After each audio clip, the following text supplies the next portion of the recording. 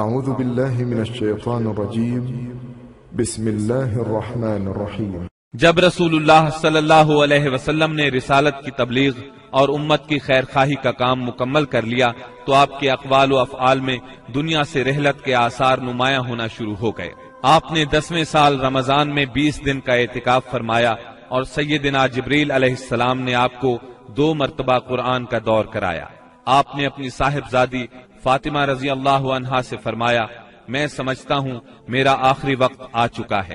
سیدنا معاذ بن جبل رضی اللہ عنہ کو یمن کی طرف روانہ فرمایا تو انہیں وصیت فرمائی، اے معاذ، غالباً اس سال کے بعد تم مجھ سے ملاقات نہ کر سکو گے اور میری اس مسجد اور میری قبر کے پاس سے گزرو گے۔ یہ سن کر سیدنا معاذ بن جبل رضی اللہ عنہ رونے لگے۔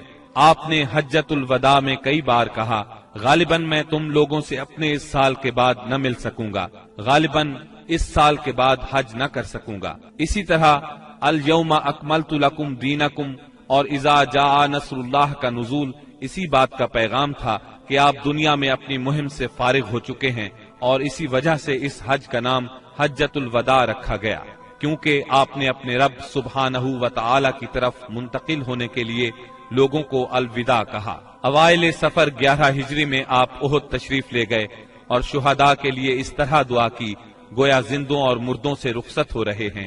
پھر واپس آ کر منبر پر تشریف فرما ہوئے اور فرمایا، میں تمہارا پیش رو ہوں اور تم پر گواہ ہوں، اللہ کی قسم اس وقت اپنا حوض دیکھ رہا ہوں، مجھے زمین یا زمین کے خزانوں کی کنجیاں دی گئیں، اللہ کی قسم مجھے تم پر یہ خوف نہیں کہ تم میرے بعد شرک کرو گے، بلکہ اس کا اندیشہ ہے کہ دنیا میں ایک دوسرے سے آگے نکلنے کی دوڑ میں لگ جاؤ گے۔ ماہ سفر کے آخر میں آپ رات کے وقت بقیع غرقد تشریف لے گئے، اہل بقیع کے لیے دعائے مغفرت کی اور فرمایا، ہم بھی تم سے آن ملنے والے ہیں۔ ماہ سفر کے آخری پیر کو رسول اللہ صلی اللہ علیہ وسلم ایک جنازے میں بقیع تشریف لے گئے۔ سیدہ عائشہ صدیقہ رضی اللہ عنہا فرماتی ہیں، آپ بقیع سے واپس تشریف لائے تو میں اپنے سر میں درد محسوس کر رہی تھی اور یہ کہہ رہی تھی کہ ہائے میرا سر۔ یہ سن کر آپ نے فرمایا، بلکہ میں واللہ اے عائشہ ہائے میرا سر۔ یہ آپ صلی اللہ علیہ وسلم کی بیماری کی ابتدا تھی، اس کے باوجود آپ باری باری سب بیویوں کے پاس دن گزارتے رہے، یہاں تک کہ مرض میں شدت آ گئی۔ اس وقت آپ سیدہ میمونہ رضی اللہ عنہا کے گھر میں تھے اور پوچھ رہے تھے، کل میں کہاں رہوں گا، میں کل کہاں رہوں گا؟ مطلب یہ تھا کہ مجھے سیدہ عائشہ رضی اللہ عنہا کے ہاں رہنے دیا جائے۔ چنانچہ ازواج مطہرات نے اجازت دے دی کہ آپ جہاں چاہیں رہیں۔ آپ سیدنا فضل بن عباس اور سیدنا علی رضی اللہ عنہما کے سہارے پاؤں زمین پر گھسیٹتے ہوئے نکلے اور سیدہ عائشہ صدیقہ رضی اللہ عنہا کے گھر منتقل ہو گئے۔ سیدہ عائشہ صدیقہ رضی اللہ عنہا فرماتی ہیں، جب آپ میرے گھر تشریف لائے اور بیماری نے زور پکڑا تو آپ نے فرمایا، مجھ پر 7 مشکیزیں پانی ڈالو جن کا بندھن نہ کھولا گیا ہو تاکہ میں لوگوں کو وصیت کر سکوں۔ چنانچہ ہم نے آپ کو سیدہ حفصہ رضی اللہ عنہا کے ایک لگن میں بٹھا کر مشکیزوں سے پانی ڈالا، یہاں تک کہ آپ نے ارشاد فرمایا، بس بس لوگوں تم نے کام پورا کر دیا۔ اس وقت آپ نے کچھ تخفیف محسوس کی اور مسجد میں تشریف لے گئے۔ سر پر پٹی بندھی ہوئی تھی، منبر پر فروکش ہوئے اور بیٹھ کر خطبہ دیا اور لوگوں کو وصیت فرمائی، تم سے پہلے جو لوگ تھے وہ اپنے انبیاء اور بزرگوں کی قبروں کو سجدہ گاہ بنا لیتے تھے، تم لوگ قبروں کو سجدہ گاہ نہ بنانا، میں تمہیں اس سے منع کرتا ہوں۔ اور فرمایا، یہود و نصارہ پر اللہ کی لعنت، انہوں نے اپنے انبیاء کی قبروں کو سجدہ گاہ بنایا۔ مزید فرمایا، تم لوگ میری قبر کو بت نہ بنانا کہ اس کی پوجا کی جائے۔ پھر آپ نے خود کو قصاص کے لیے پیش کیا، انصار کے متعلق خیر کی وصیت فرمائی۔ پھر فرمایا، ایک بندے کو اللہ نے اختیار دیا کہ وہ دنیا کی چمک دمک اور زیب و زینت میں سے جو چاہے لے لے، یا اللہ کے پاس جو کچھ ہے اس کو اختیار کرے، تو اس بندے نے اللہ کے پاس جو کچھ ہے اس کو اختیار کیا ہے۔ سیدنا ابو سعید خدری رضی اللہ عنہ فرماتے ہیں، یہ سن کر ابو بکر صدیق رضی اللہ عنہ رونے لگے اور فرمایا، ہم اپنے ماں باپ کے ساتھ آپ پر قربان۔ ابو سعید خدری رضی اللہ عنہ فرماتے ہیں، ابو بکر صدیق رضی اللہ عنہ کی اس بات پر ہمیں حیرت ہوئی، لیکن چند دن بعد معلوم ہوا کہ جس بندے کو اختیار دیا گیا تھا وہ خود رسول اللہ صلی اللہ علیہ وسلم تھے اور ابو بکر ہم سب سے زیادہ صاحب علم تھے کہ بات کو اسی وقت سمجھ گئے تھے۔ اس کے بعد رسول اللہ صلی اللہ علیہ وسلم نے ابو بکر صدیق رضی اللہ عنہ کی تعریف کی اور ان کے دروازے کے سوا مسجد میں کھلنے والے تمام دروازے بند کرنے کا حکم فرمایا۔ اسی دن آپ نے وصیت کی کہ یہود و نصارہ اور مشرکین کو جزیرۃ العرب سے نکال دیا جائے اور وفد کو اسی طرح نوازا جائے جس طرح آپ نوازا کرتے ہیں۔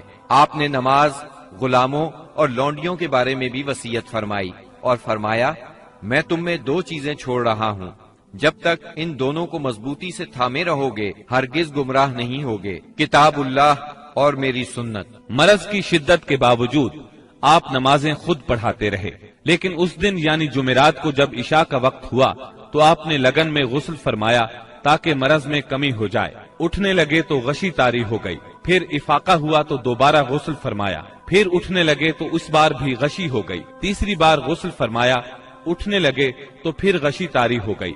آخر آپ نے ابو بکر صدیق رضی اللہ عنہ کو کہلا بھیجا کہ وہ لوگوں کو نماز پڑھائیں۔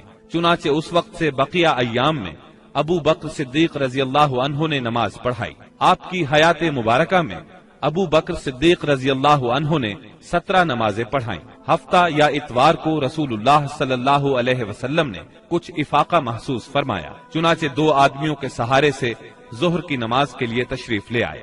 اس وقت سیدنا ابو بکر صدیق نماز پڑھا رہے تھے۔ آپ کی آمد کو محسوس کرتے ہی ابو بکر صدیق پیچھے ہٹے، لیکن آپ نے اشارے سے روک دیا اور پھر ابو بکر صدیق رضی اللہ عنہ کے پہلو میں بیٹھ کر نماز پڑھائی۔ اس نماز کی صورت یہ تھی کہ آپ کو دیکھ کر ابو بکر صدیق اور ابو بکر صدیق کو دیکھ کر دوسرے لوگ نماز کے ارکان ادا کرتے جاتے تھے۔ 12 ربیع الاول پیر کے دن حجرہ مبارک سے آپ نے پردہ اٹھا کر دیکھا تو صحابہ فجر کی نماز میں خشوع اور خضوع سے مشغول تھے۔ یہ منظر دیکھ کر آپ خوشی سے مسکرا دیے۔ مسلسل علالت کے باعث کمزوری بہت ہو گئی تھی۔ سیدہ عائشہ صدیقہ رضی اللہ عنہا کا سہارا لے کر لیٹ گئے۔ اسی روز یا اسی ہفتے میں کسی روز آپ نے سیدہ فاطمہ رضی اللہ عنہا کو بلایا اور کچھ سرگوشی کی، وہ سن کر رونے لگی، پھر کچھ سرگوشی کی تو وہ ہنسنے لگی۔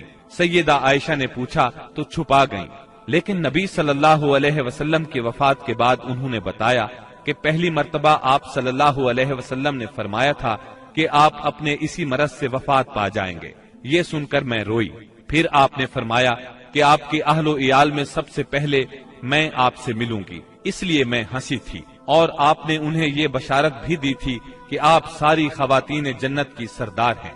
دن جیسے جیسے چڑھ رہا تھا آپ پر بار بار غشی طاری ہو رہی تھی۔ سیدہ فاطمہ رضی اللہ عنہا یہ دیکھ کر بولی، ہائے میرے باپ کی بے چینی۔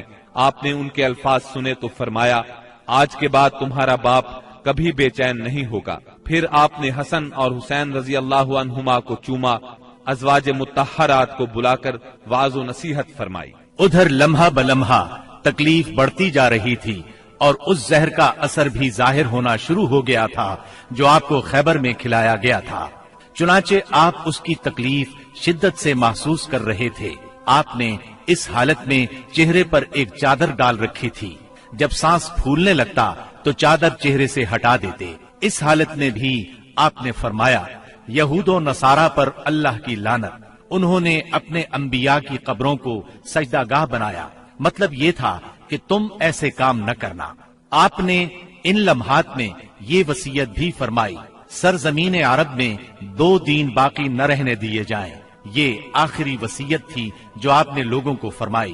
اس کے بعد کئی بار فرمایا، الصلاة الصلاة وما ملكت ایمانکم، نماز نماز اور تمہارے زیر دست لونڈی اور غلام، یعنی ان کا خاص خیال رکھنا۔ پھر نزا کی حالت شروع ہو گئی۔ سیدہ عائشہ رضی اللہ عنہا نے آپ کو اپنے سینے اور گلے کے درمیان سہارا دیا۔ اسی دوران میں ان کے بھائی عبد الرحمن بن ابی بکر آئے، ان کے پاس کھجور کی تازہ مسواک تھی۔